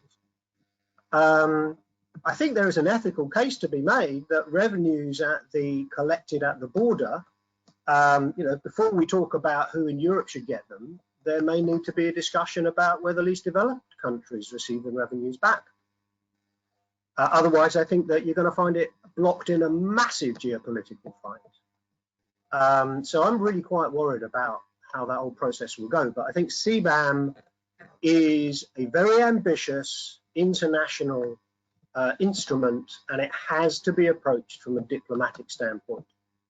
What I think we can consider internally is presumably it might allow stronger pricing or less reallocation, which would indeed be resources.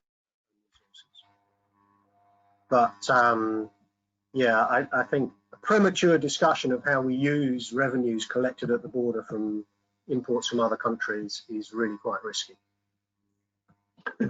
Thank you, Michael. Actually, it's a very interesting part on the CBAM which you have mentioned, but maybe we can come back later to this issue, because the CBAM will be the second on my list. If you have any additional thought on the building and transport, or you want to answer back some of the comments which you have received, for example, Peter, do you want to?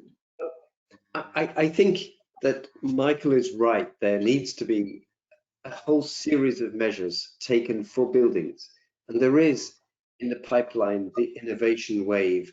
There will be a revision of the energy efficiency and directives, including the energy performance of buildings directives. So there will be more regulatory measures taken to accompany this inclusion of buildings in the emissions trading system, but there needs to be revenues as well.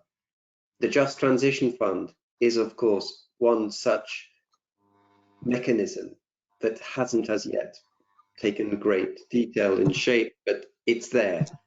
The modernization of the fund, of course, can be recalibrated towards buildings specifically. So, I mean, I think there are flanking measures to do, but I also agree that it is politically a sensitive moment to do it in the aftermath of the epidemic. Many people's jobs have been diminished and lost in many cases. So this social dimension has got to be put at the fore, and I think it will be. I think Frans Timmermans comes from that political grouping that has the sensitivity towards it, but everyone knows, everyone understands the distributional issues. And I will say that when we started emissions trading 20 years ago, we kept to the industry sectors because we knew that they were the place to start, quite simply. But the idea of extending scope to more sectors over time was, of course, in our minds, but hasn't never taken shape while I was at the Commission. But I think there's an understanding that the reductions have been achieved in emissions trading so far of around 33%, somewhere between 33, 35% so far, whereas in transport and buildings, there haven't been comparable reductions. So there's an anxiousness on the part of policymakers that, hang on, industry is reducing its emissions, or the emissions trading system is reducing emissions through whatever reasons it's got, fuel switching and such like. But look at the transport sectors whose emissions are higher now than they were in 1990. And we're supposed to be getting to net zero in 2050. So there needs to be massive deployment in that sector as well of alternative fuel infrastructure, charging infrastructure in the case of electric vehicles, and a huge investment in public transport as well. You know, these, when the Commission says, and Barbara did say as well very prominently, huge investments are needed.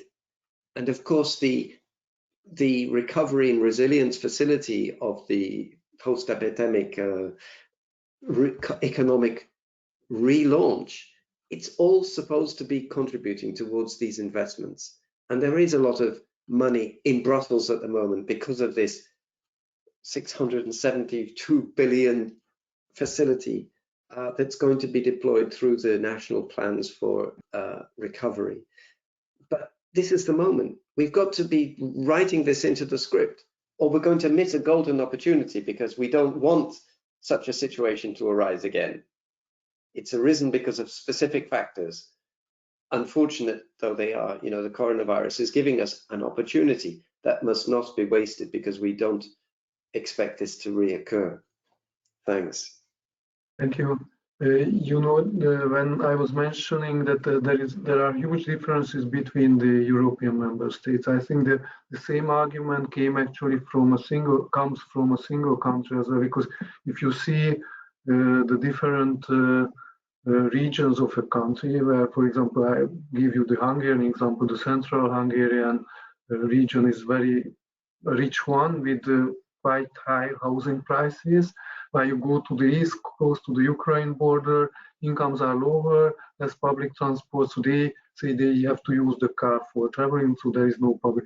So there is this distributional effect not only within the EU member state, but within the country. And they would say that if you do that, then the problem is that you will hurt again more the less developed region with the lower income class, which puts a very high burden on the national government, because it would mean that you really have to have a system where you can really well measure that, okay, who are the vulnerable to this issue. So that's a really huge issue, I think, which have to deal with. I think all of us would agree with this. I don't think that we have to open this question, because that's a really big challenge to make this happen and make it feasible. Politically and economically, I think. So that's not only within the member state, but within countries, you will have to make this balance between the groups as well. Just one short question connected to this, that do you see any chance that when we talk about building sector and transport, it would be started with a small step? So for example, in transport, you only start with freight, and you don't include at the beginning the passenger transport, and in building only the commercial building, and the household sector would come a bit later, or it's not feasible? It would be more difficult than to start with a low level, but including all the sector. What do you think about that? I think it is sorry, I think it's a complication, because then the fuel supplier needs to know that this is diesel fuel that will be used by lorries or by cars, and this is something perhaps they don't know. They don't have that information. I imagine it could always be calculated, but you know, we're already using a different mechanism where the reporting and compliance obligations are on the fuel supplier, who might not know exactly, you know, what fuels are used for. So I suggest the Commission might just go for transport fuels in general, but I don't know, of course. Okay. If you don't have any addition to that, then because we have quite limited time, I might like to ask one question on the CBAM as well. And then we go to some of the questions from the audience, because I don't want just to use your time exaggeratedly. So the CBAM question, we see this question and issue that there is a balance between complexity of the system and the feasibility of the system, because if you really want to follow the carbon content of the various products, you really have to make complex system, and the authority which you will have to set up for that is quite a huge one, I would say, so with huge infrastructure, and I don't think that the information would be available fully for that. And then you might go for a more simplified system, but then you would make, of course, errors there. And one proposed solution for that one is that you might go for more homogeneous but energy-intensive products. So you might go for including in the CBAM sectors like cement, steel, and other iron and aluminium and other metallic sector, maybe some of the bulk chemicals, but not the whole industrial production. What do you think about that? Is it worth to consider this simplified few product option, or is it better to go with a complex system again and try to start this thing which may be at a lower level and then to increase price levels too? So what do you think about that? Go for complexity and including all the products, or go for more simple and easily calculable products? Can I maybe make a comment? Yes, I need to go to a meeting at 11 about now, so please. I do apologise, my last remark.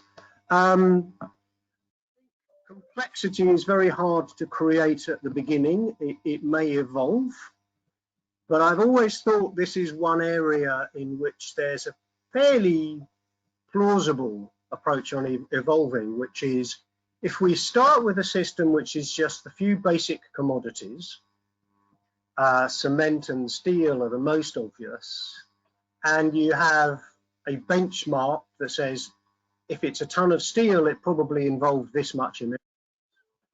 You then wait to see if some other country or company comes and says, hey, but my steel is clean steel, it was made in this way, at which point you've kind of got a negotiation between consenting adults, right? So rather than Europe trying to say, we want to know the carbon content of how everything was made, you say, okay, if your stuff was cleaner, provide a clear audited trail to prove it. And if we are satisfied this is a genuine claim, then you would only be charged according to the carbon. But you put the onus upon the importers to show. The other complication, of course, is steel comes into Europe in many ways. Quite a lot of it comes in cars. Actually, though, the advice I get is, customs and technology are pretty smart these days. They can work out how much steel is in a car without any problem. So you wouldn't want to bother with pens or watches, but for big things like cars, you could probably say, yeah, we're not interested in the car, but we are interested in how much steel is in it, and that you've got to pay for. So I think that's doable, and is probably where you'd start in terms of a system that is as simple as possible without losing some of the essential things that you need. But I do apologise, I need to go over. Michael, sorry, before I give the floor back to the others, just one very quick question. Power sector, would you include in CBAM or not? What would be your standpoint, because you had this experience? That's a really good question. I think probably yes. Yes, one could look at the Californian model. And of course, it might then start to raise questions about all those interconnectors Britain has built linking with the continent. But at some point, that may well have to be addressed as well. Okay, thank you very much, and sorry for this extra question, and good luck with the next meeting. And really, very thank you for joining us. Interesting. Thanks a lot. See you next time. Everybody. Cheers. Okay. Peter, Barbara, you can stay a bit more, no? Because we planned it for 10 minutes more, not more of your time. So I give now the floor to you, because I just used the time for Michael. But if you come back to this CBAM question, that how do you see this limited scope of limited products? What is your opinion about that? Barbara, do you want to go first? Well, I think it's a very interesting question, the balance. So even if you have a limited scope for limited products, it can still be an extremely complex system, because you still need to set up the CBAM authority. You need accreditation. Of course, you can use accrediting companies under the EU ETS, that's all right. But when an imported good enters a country, the border authorities have to check if the company importing the certain good is registered at the CBAM authority. They also have to check the quantity of the imported good and report it to the CBAM authority. And of course, you need some calculation method. And I know that the European Commission is already ready with the calculation method, which is a standardized calculation method, which will probably be used in 80% of the cases. But what about the 20% of the cases? For example, goods coming from the UK. They have their carbon price system, so they might want to account for it in the embedded emission of the certain good. So, or anybody else can say that I'm importing this company from this and this country where they have this certain carbon price system, and they would like to account for it and reduce the embedded emission of the certain imported good, and thereby buying less, rendering back less quota. And also, even in the transition years, when reporting about the goods is together with the rendering of the quota, even the border authorities have to check if these companies really paid when they were importing the goods. In the first 3 years, they have to check 3 things. Can you imagine those border authorities? There are 3 things to check and report it, and this is immense administration. But even with a small, as you said, with some products, it's exactly the same administrative burden. And we, as Peter said, we need to calculate with the how do you say tehetetlenség in English? Each system has some kind of inertia, yeah? It's very difficult to change a system. Even if this complex package is coming out in July, I expect 1.5 years or 2 years of discussion over it. So it will not be up and running before 23, that's for sure. But each system has an inertia, and of course, everybody, not only ETS installations within Europe, but all other countries need some legal security. And if we constantly change systems, that doesn't provide any legal security for making a business plan for bringing, for example, a company to Europe. So this is if we don't have a full scope in the beginning, it will take at least 5 to 6 years to extend the scope. So that's also a question to take into consideration when we have a limited scope. Yeah, it's a very interesting question, but I'm looking forward to Peter's or András' answer in this regard. Please, Peter or András, any? I'll go first, and then András can correct whatever I might get wrong. First of all, I would say this: if you were looking at emissions trading today and trying to persuade, supposing we didn't have it in Europe, but you were trying to persuade people to introduce a scheme, it would be true that people would say it's incredibly complicated, it's very technical, it's politically sensitive, all those things. And yet 20 years ago we were in that position and it still happened. So I'm having lived through that process, and I will admit, you know, I couldn't really see how we would get everything in place to get emissions trading running in 2005, which is when it started. When we were publishing the green paper in 2000, you know, we needed a registry, we needed the monitoring and guidance, monitoring and protocols and things. There was so much to do, but somehow we did it. And I think the CBAM is another case where it looks technically complex. It is technically complex. There will need to be a registry for these CBAM certificates where accounts by importers will have to be opened, you know, as a registry. similar to what exists today for the ETS. But my feeling is it can be done. Customs authorities, I was a customs officer before I came to Brussels.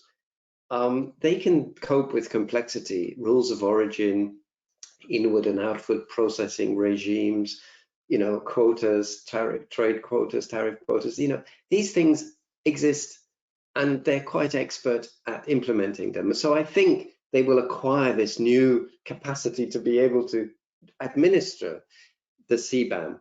And of course, they will be helped in their measurement of carbon content by the reports, which in fact will be made not at the point of entry, but they will be made annually, and they will be scrutinized by accredited independent verifiers who actually are going to be the guarantee that it's been properly accounted for. So I think with the combination of computerization and the expertise of carbon accounting that's been acquired by emissions trading, there have been a lot of the foundations are already created. And my real belief is that this can be done. But the question is, politically, is it going to be done? There will be opposition, as Michael has suggested, from many, many countries. Part of it will come from some very developed countries. The US will not like to think that its goods are being taxed in such a way that the revenues are then deployed to subsidize European farmers in the common agricultural policy. They will say, hang on a minute, our goods serving towards funding the, all the different types of European policy. For me, the revenues going to the EU budget is a starting point. The Commission is making that proposal knowing that it's going to be challenged and negotiated. And the Commission always puts in a little bit of padding into the proposals because they know that there's going to have to be some things are going to have to be given up. So for me, this can be done. I think one of the most complicated areas that Michael did touch on was the credit that might be given to other countries for their carbon pricing schemes, because there may be countries like the UK that will have a very comparable emissions trading system where the carbon price is transparent. But there may be other countries that have chosen not to use the market-based approach, but have regulatory measures that do imply an implicit carbon price. And I think they will protest. And that is, they will argue that there is always a cost of carbon in regulatory measures. There is in the CO2 standards for cars, by the way. There is a cost per ton of CO2 abated by car manufacturers. It's different. It's not very transparent, but it's there. So that exemption or the sort of rebate that's allowed for the explicit pricing of carbon is something that will obviously be developed, and the Commission indeed foresees some sort of regulatory process of deciding whose pricing regimes are eligible and whose are not. There's some delegated act or that will be pursued. So there's lots to do, but it can be done. I'm really sure of that. So it's the question of the politics. So and it's not just internal politics about fairness, but international politics about fairness. Voila, that's what I think. But again, there isn't a coherent case for a CBAM. So, and just finally, before András says anything, I would say, why don't the Balkan countries, for example, in the scenario you describe in the modeling, why don't they create an emissions trading system together that would imply an explicit carbon price that then they could use to have their payments of CBAM rebated? I mean, that will be what the Commission says. And they're destined to join the EU anyway and have to do the ETS. So a bit of learning by doing might be a good move. over to you. Thanks. I think it's a very interesting question. It's how to introduce the CBAM into the electricity sector, because for first view, electricity seems to be a homogeneous product, but it is not, I think, because hour by hour there is different price for it. Hour by hour the carbon intensity of the electricity is very different. And the other aspect is, if we focus only for the West Balkan 6 countries, there are some countries with 100% renewable shares, for example, Albania, or with a very significant coal-based generation like Serbia. And I think there are a lot of questions that raised, and I couldn't see the answer for that. For example, if we introduce the CBAM mechanism, and if I would be a Hungarian electricity trader and would like to import electricity from Albania, which is the carbon intensity 0, then I have to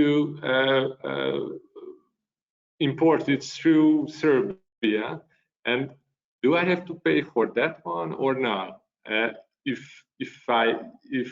So there is a lot of question for that, and I don't see the answer yet. And that's why I think electricity is very, very complicated, because this is not a homogeneous product.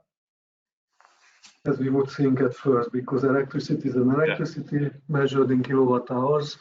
You can even measure the emission of it, but time-wise and then region-wise, it can be quite different. And just by bringing 1 kilowatt hour of energy to another country, you might not really know the source.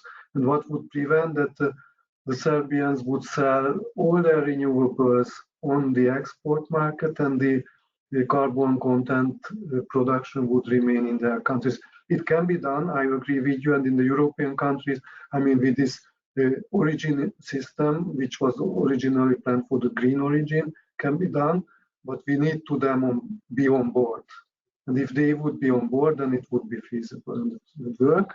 But we know that quite a lot of negotiations are still undergoing with them to have this system where we can even check their emission. Sorry for that, but really we are using your time very extensively, and I would like to answer at least 2 questions which came from the audience as well.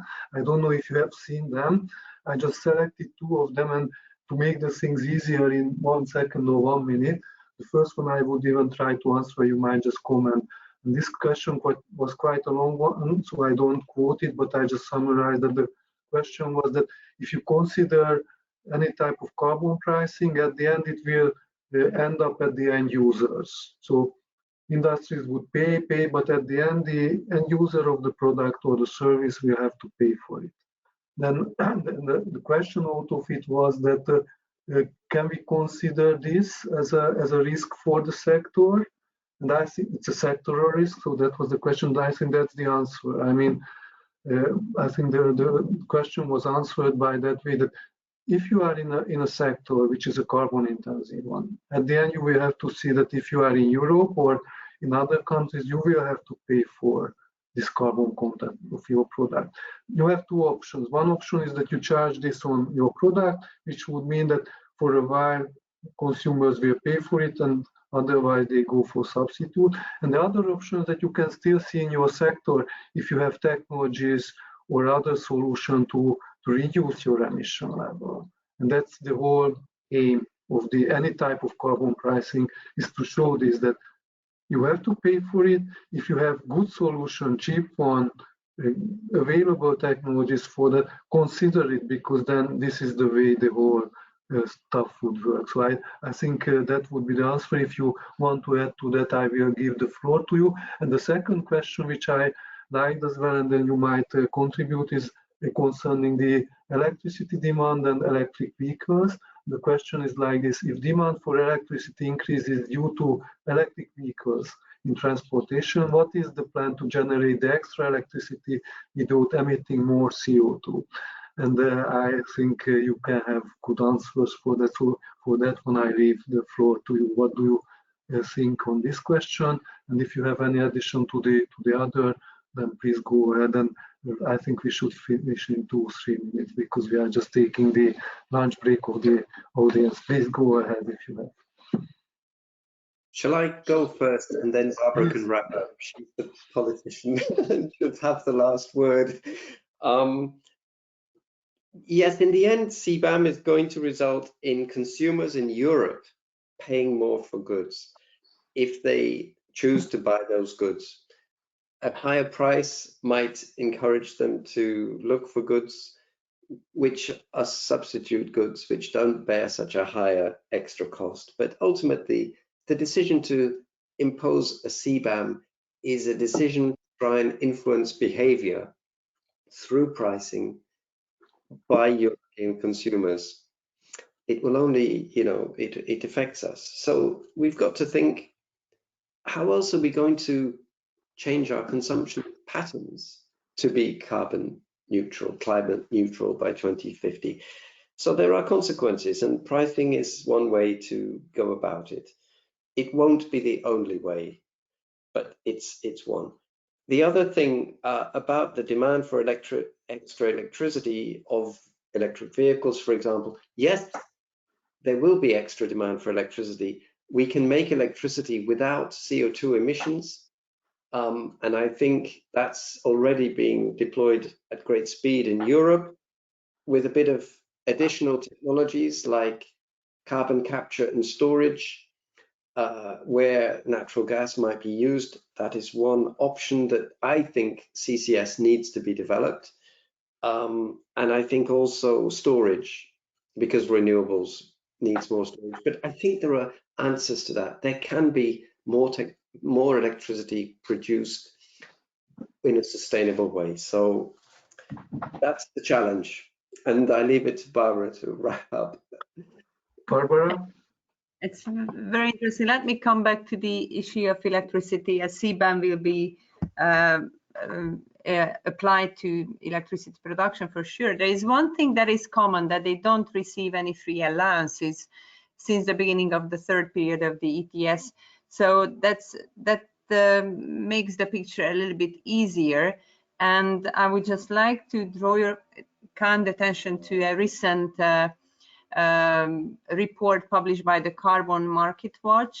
The title of it is The Phantom Liquid and Industry Windfall Profits from Europe's Carbon Market between 2008 and 2019.